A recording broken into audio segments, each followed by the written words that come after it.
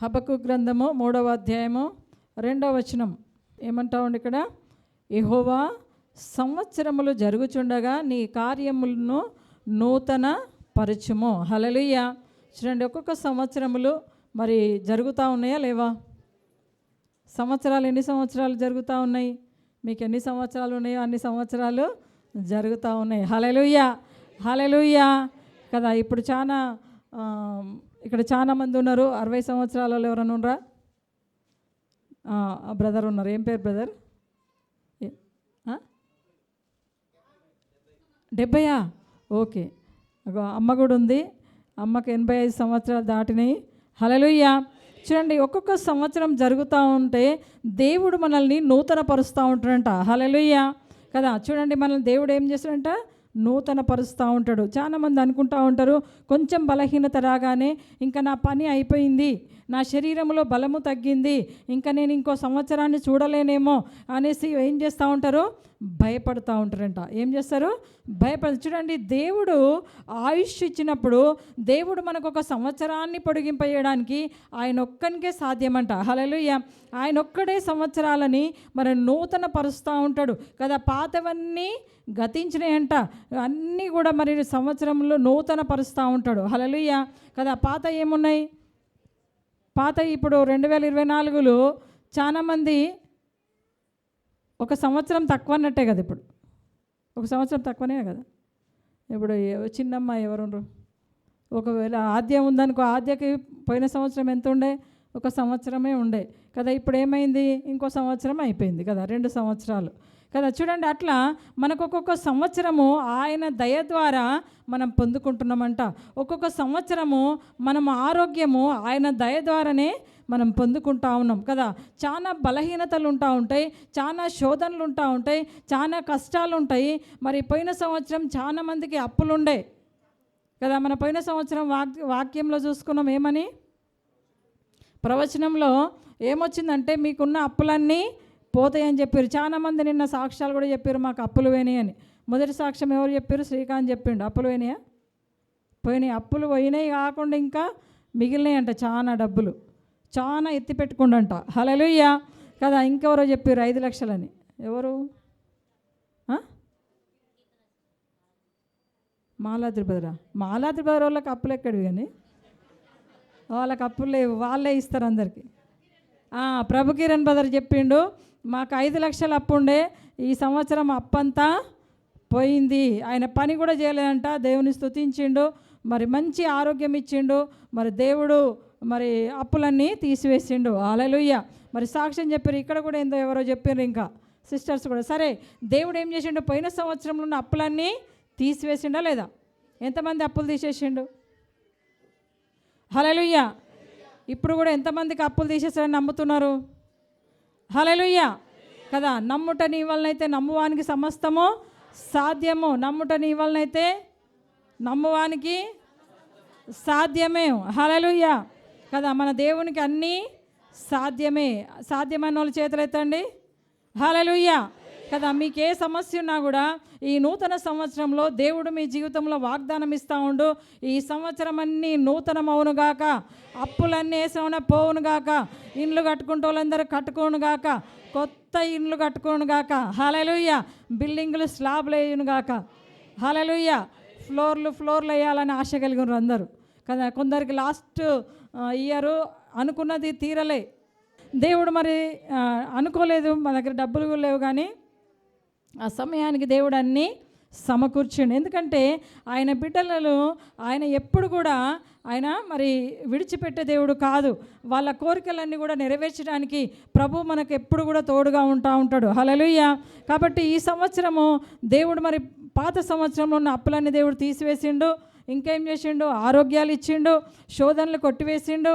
ఇంకా మీకు ఏం చేసిండో చెప్పండి. మీరు చెప్తలేరు. సంతోషం ఇచ్చిండు, ఇంకా సమాధానం ఇచ్చిండు. ఇంకా కొందరు ఎగ్జామ్లో పాస్ అయినరు, ఎప్పుడు పాస్ భయపడుతూ ఏం చేసిండ్రు? పాస్ అయినరు. హల్లెలూయా కదా. వాళ్ళకి పెద్ద ఎగ్జామ్, తల్లిదండ్రులకు కూడా అదే ఎగ్జామ్, పిల్లలు పాస్ కాకపోతే వాళ్ళకు ఒక ఎగ్జామ్ కదా. ఇవన్నీ దేవుడు 2024లో మరి ఎంతో కృప చూపించిండు. హల్లెలూయా, హల్లెలూయా. చూడండి, ఈ హబక్కూకుతో చెప్తా ఉన్నాడు, ప్రవక్తతో ఏమంటా ఉండంటే, యెహోవా నిన్ను గూర్చిన వార్త విని నేను భయపడుచున్నాను. సంవత్సరములు జరుగుచుండగా నీ కార్యములు నూతన పరచుము. ఒక్కొక్క సంవత్సరాన్ని మేము చూస్తూ ఉన్నాం, నిన్ను ఆరాధిస్తూ ఉన్నాం, నిన్ను ఘనపరుస్తున్నాం ప్రభా. మా కార్యములు, మీరు చేసే కార్యములన్నీ మా పట్ల నూతన కార్యములు జరిగించు కదా. ఎప్పుడు పాతవే కాదు, ఇంకా నూతనంగా. మనిషి ఎప్పుడు కూడా నూతనం కావాలని ఆశపడుతూ ఉంటాడు. చూడండి, చిన్నపిల్లల్ని చూడండి కదా, ఒక బొమ్మ కొనుక్కొస్తూ ఉంటాం కదా. చాలామంది ఇళ్ళల్లో ఇన్ని ఉంటాయి, పిల్లోడు ఇంత ఉంటాడు, ఎన్ని ఉంటాయి బొమ్మలు. మీరు లేరా, బొమ్మలు లేరా మీ దగ్గర?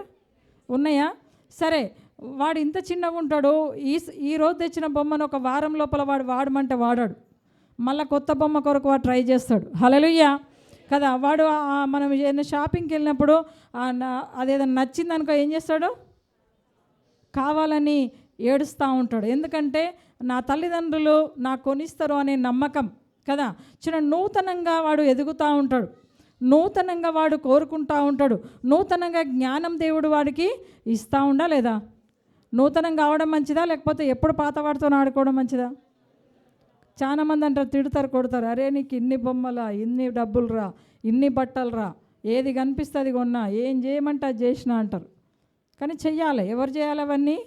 తల్లిదండ్రులు చెయ్యాలి. ఎందుకంటే మనం కూడా మన తండ్రి అయిన దేవుణ్ణి అడుగుతున్నామా లేదా కదా. పాతయ్యి అట్లనే ఉంటాం, ఇంగ్లనే ఉంటామని మనకు ఉంటుందా?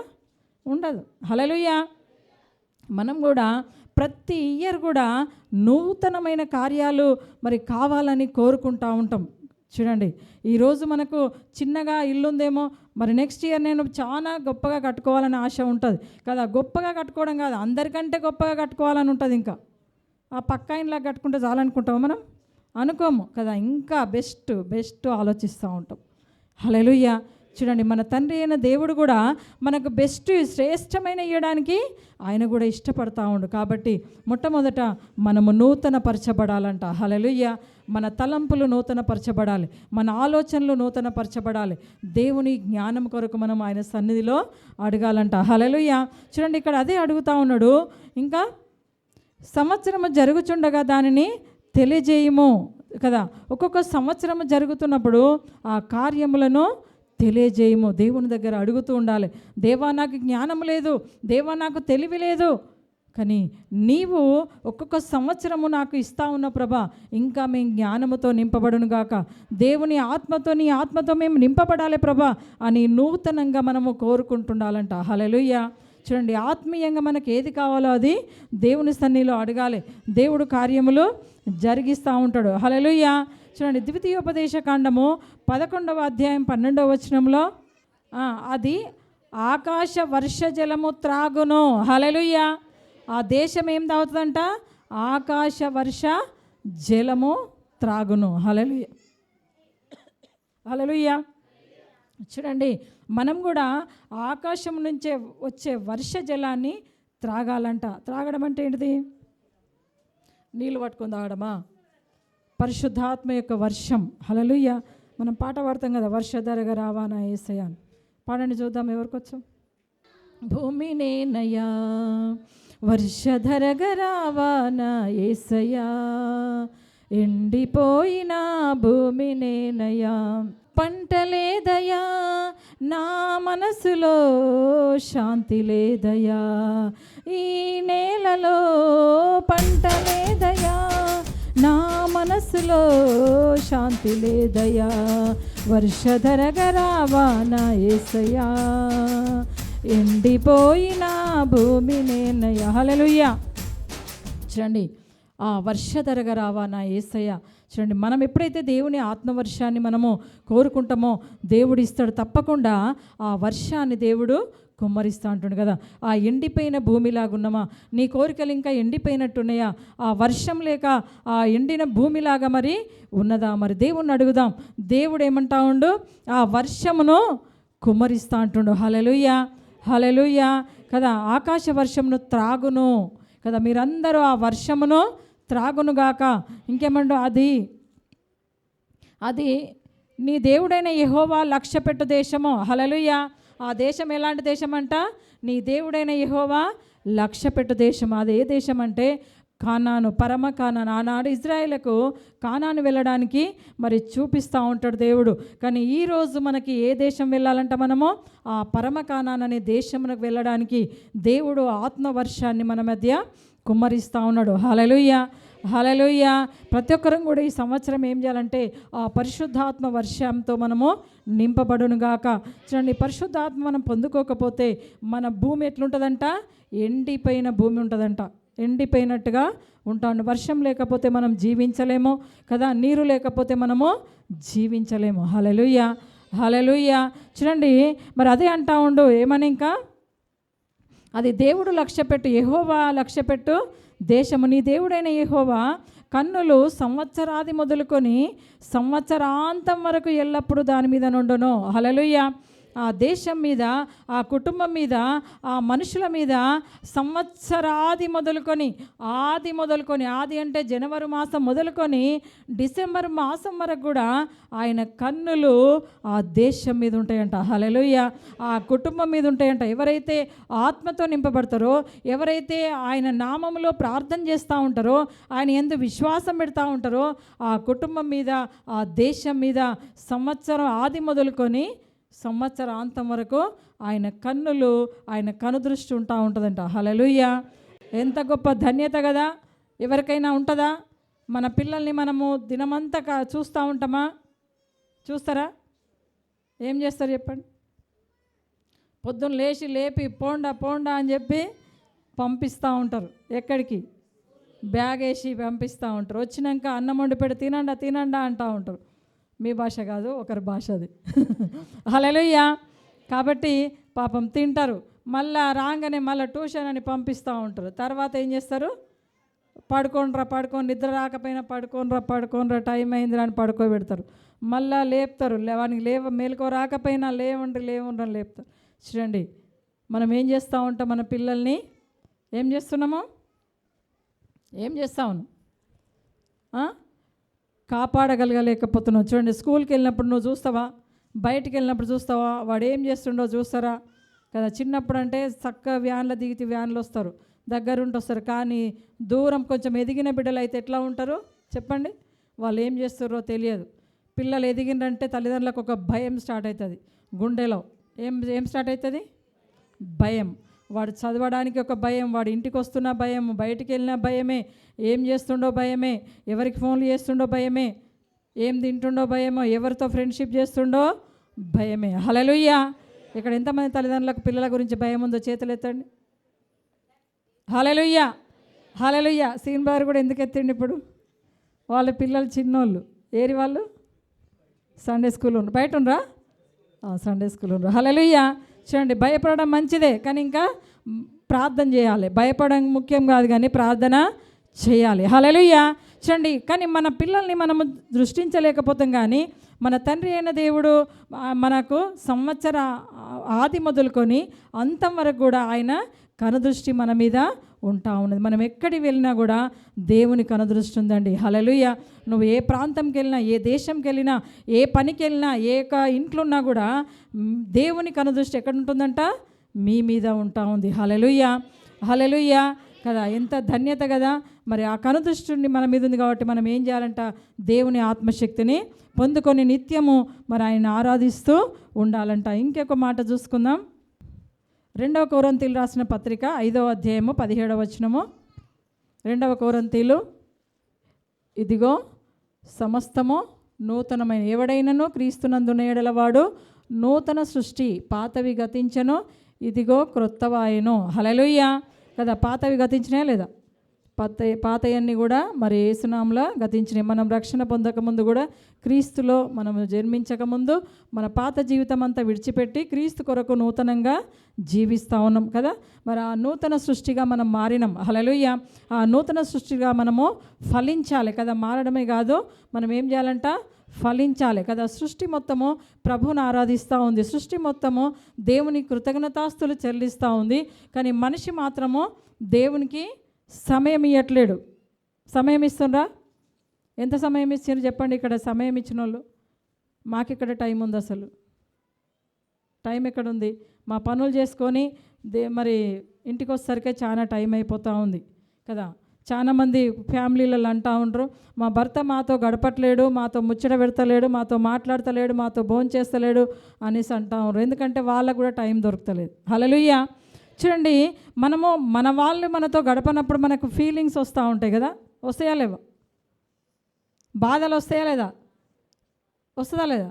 కానీ మన తండ్రి అయిన దేవుడు మన కొరకు సమస్తాన్నిచ్చి నూతన సృష్టిగా చేసి ఈ లోకంలో దేవుడు ప్రతి క్షణము సంవత్సరము అంతయు మిమ్మల్ని కాచి కాపాడుతున్నప్పుడు ఆయనకు సమయము ఇవ్వకపోతే ఆయనకి ఎట్లా ఉండాలి?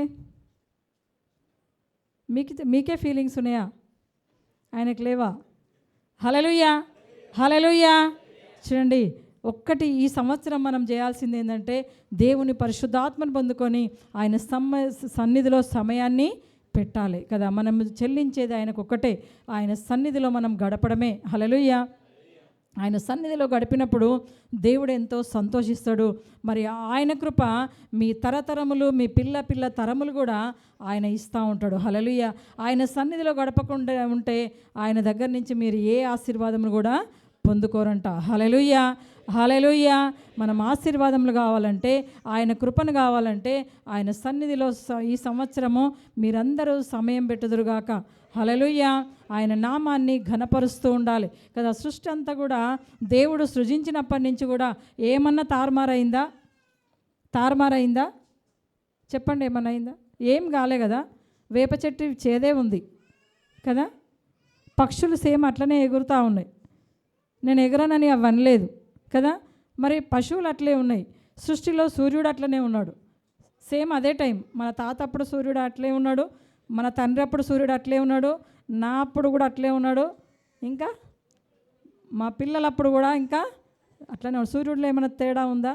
హల్లెలూయా. కాకపోతే పొల్యూషన్ వల్ల కొంచెం వేడి ఎక్కువైందేమో కానీ సూర్యుడు సేమ్ అట్లనే ఉన్నాడు కదా. మన క్రిస్మస్ డ్రామాలో కూడా మనం చూసుకున్నాం కదా. పక్షులు, ఇంకా సూర్యుడు, చెట్లు కూడా ఏమని దేవుని స్తుతిస్తున్నాయట? ఆ లోకరక్షకుని ఆరాధించినాయంట. హల్లెలూయా కదా. సృష్టి అంతా కూడా దేవునికి సమయం పెడతా ఉంది. వాటికి ఏం పని లేదు, దేవుని స్తుతించడమే వాటి పని. హల్లెలూయా కదా. మనుషులకే విపరీతమైన పనులు పెట్టుకుంటారు. అసలు చాలా busy busy busy busy busy life అయిపోయింది. హల్లెలూయా, హల్లెలూయా. చూడండి, ఆ బిజీ లైఫ్లో మనం దేవునికి సమయాన్ని వెతుక్కోవాల్సి వస్తుంది కదా. సమయాన్ని వెతుక్కుంటున్నా, వదిలేస్తుండ్రా? బిజీ లైఫ్లో దేవునికి ఇవ్వాల్సిన సమయం దొరుకుతలేదు మనకి. దొరికింది ఎవరికన్నా? బ్రదర్కి దొరికిందంట. హల్లెలూయా కదా. చూడండి, దేవుని సన్నిధిలో మనం సమయాన్ని పెట్టాలి. ఎప్పుడైతే మనం పెట్టినప్పుడు దేవుడు మనల్ని అద్భుతంగా ఆశీర్వదిస్తాడు. హల్లెలూయా. ఇంకా మీ కుటుంబాలు, మనము కాదు కదా, మనకంటే ఇంకా కొన్ని తరాలు మన ముందు రక్షింపబడాలంటే మనము దేవుని సన్నిధిలో సమయాన్ని పెట్టాలి కదా. మరి పెట్టినప్పుడు దేవుడు మిమ్మల్ని, మీ కుటుంబాలను దేవుడు చక్కగా ఆశీర్వదించి దీవిస్తాడంట. హల్లెలూయా, హల్లెలూయా, హల్లెలూయా. మరి ఈ నూతన సంవత్సరంలో దేవుడు నూతన ఆశీర్వాదాలు పొందాలంటే, మీకు ఇవ్వాలంటే, దేవుడు మీ వాగ్దానములు నెరవేర్చాలంటే మీరు ఏం చేయాలంటే ఆయన సన్నిధిలో సమయాన్ని పెట్టాలి కదా. మరి సృష్టిలో మనం ఇంకా నరుణ్ణి దేవుడు ఎంతగానో ప్రేమిస్తూ ఉన్నాడు. ఆయన సృజించిన సృష్టిలో నరుడు ఇంకా ఆయనకి ఇష్టడుగా ఉన్నాడంట. ఆయన ప్రేమించే వాటిలో నరుడే ఉన్నాడు. నరుడు అంటే ఎవరు? మనిషి. మనిషి అంటే ఎవరు? మనమంటే ఎవరు? హల్లెలూయా, హల్లెలూయా కదా. దేవుడు నిన్ను ఎంతగానో ప్రేమిస్తుండు కనుక మీరు కూడా దేవుని ప్రేమించి ఆయన సన్నిధిలో సమయం పెట్టండి. హల్లెలూయా. చూడండి, ఒక సముద్రం దగ్గర ఒక 2 పక్షులు ఉన్నాయంట. 2 పక్షులు ఉన్నాయి. ఆ పక్షులు గుడ్లు పెట్టినాయి కదా. గుడ్డు పెట్టినప్పుడు ఏంటంటే ఆ పక్షి లక్షణం ఏంటంటే ఆ సముద్రము దూరం వెనకకు పోతుంటుంది కదా.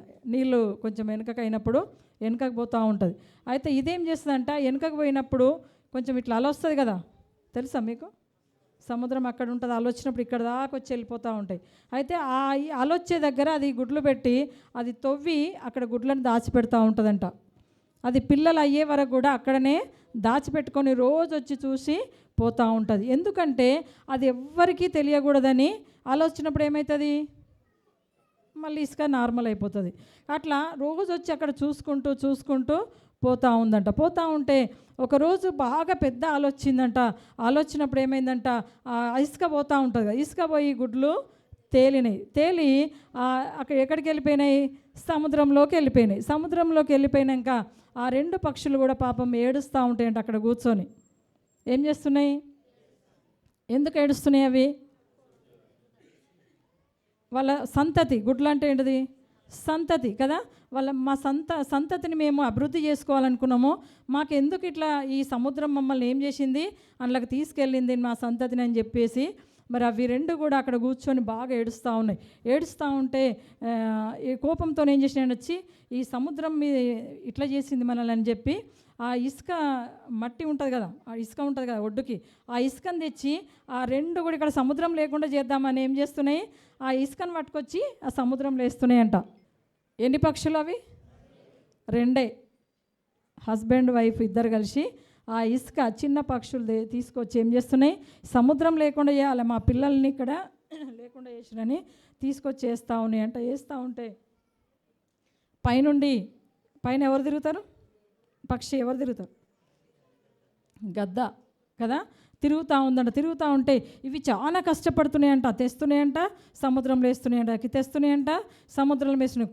కోపము వాటికి ఏముంది, పట్టుదల, కోపం, సముద్రాన్ని తీయగలుగుతామేమనే విశ్వాసం వాటికి ఉండి మరి వేస్తూ ఉన్నాయంట. వేస్తూ ఉంటే ఎవరు చూసినంటే, గద్ద చూసి ఏం చేసిందంట, పాపం ఎందుకు ఇట్లా చేస్తూ ఉన్నాయి, ఏం జరిగిందని ఆ గద్ద వచ్చిందని అడిగి, పక్షులారా ఎందుకు మీకు ఏమైంది, ఏం చేస్తుండ్రు ఇక్కడ అనేసి అంటే, లేదు సముద్రం మీద నాకు కోపం వచ్చింది, మా గుడ్లని ఇట్లా వచ్చి నీళ్ళు ఇట్లా తీసుకొని వెళ్ళిపోయింది, మేము మాత్రము ఆ సముద్రం లేకుండా చేయాలని పట్టుబట్టినాము అనేసి అంటే ఆ పక్షి నవ్వుకుందంట.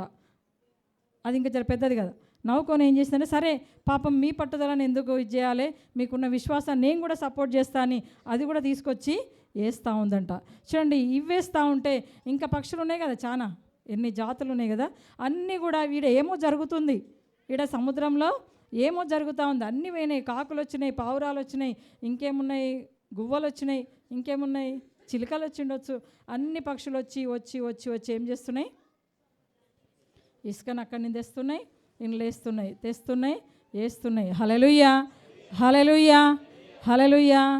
సముద్రం ఎంత పెద్దది, చాలా పెద్దది. పక్షులు ఎంతయి, చాలా చిన్నవి. వాటి పట్టుదల ఎంతది, చాలా పెద్దది. ఆ రాత్రంతా దినమంతా కూడా మరి పాపము రాత్రి వరకు అలసిపోయినంట. సూర్యుడు వెళ్ళిపోయిండు, అస్తమించిండు.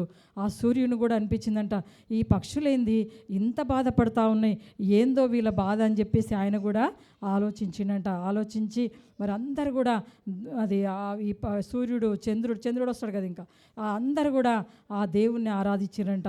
అయ్యా ఏంది ఇది, వాళ్ళందరూ కూడా ఎందుకో సృష్టి మొత్తం చెట్లు ఉన్నాయి కదా, ఇంకా చెట్లు, ఈ సృష్టి మొత్తం కూడా దేవుణ్ణి పుట్టించిన దేవుణ్ణి అడుగుదాం, వాళ్ళ బాధ ఏందో అని చెప్పేసి అడిగినప్పుడు వాళ్ళు చెప్పింది ఒకటేందంటే, ఇక్కడ సముద్రము ఉండొద్దు కదా, మా పిల్లల్ని మా సంతతి లేకుండా చేస్తామని ఆ సముద్రం అనుకుంది అని చెప్పేసి వీళ్ళు పట్టుదల కలిగి ఉండంట. హల్లెలూయా.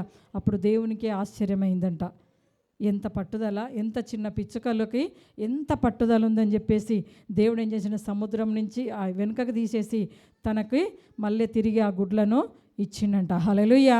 చూడండి, ఇచ్చినప్పుడు అవి హ్యాపీగా ఫీల్ అయినాయి అంట. అవి అనుకున్నాయి, మేము చేసినందుకే సముద్రం అంతా అయిపోయింది, మా గుడ్లు మళ్ళీ తిరిగి వచ్చాయని సంతోషంతో దేవుని కృతజ్ఞతలు చెల్లించినట్ట. హల్లెలూయా. చూడండి, వాళ్ళు ఆ పక్షులంతా భూమి మీదకి దిగి అవి చేసే పోరాటమును ఎవరు చూసిరంట, దేవుడు చూసిండా లేదా? దేవుని కన్నులు ఎక్కడే ఉంటాయంట, భూమి మీద. మరి సంవత్సరము ఆది మొదలుకొని అంతం వరకు ప్రతి క్షణం కూడా ప్రతి ఒక్కరి మీద దేవుని కన్ను దృష్టి ఉంటుందంట. హల్లెలూయా, హల్లెలూయా. చూడండి, ఒక చిన్న పక్షుల పట్టుదలతో మరి వాటి పనులు చక్కపరుచుకున్నప్పుడు, వాటి కార్యములు నూతనపరుచుకున్నప్పుడు మరి మనుషులు మనం చేయలేమా? చాలా మందికి బద్ధకం. ప్రార్థన ఎందుకు చేయాలి, చర్చికి ఎందుకు పోవాలి, ఎందుకు విశ్వాసం పెట్టాలి కదా, ఎందుకు దేవుడు ఏం చేసిండే, ముందు కార్యం జరగగానే తెల్లారితే మళ్ళా యథావిధికి వస్తారు కదా.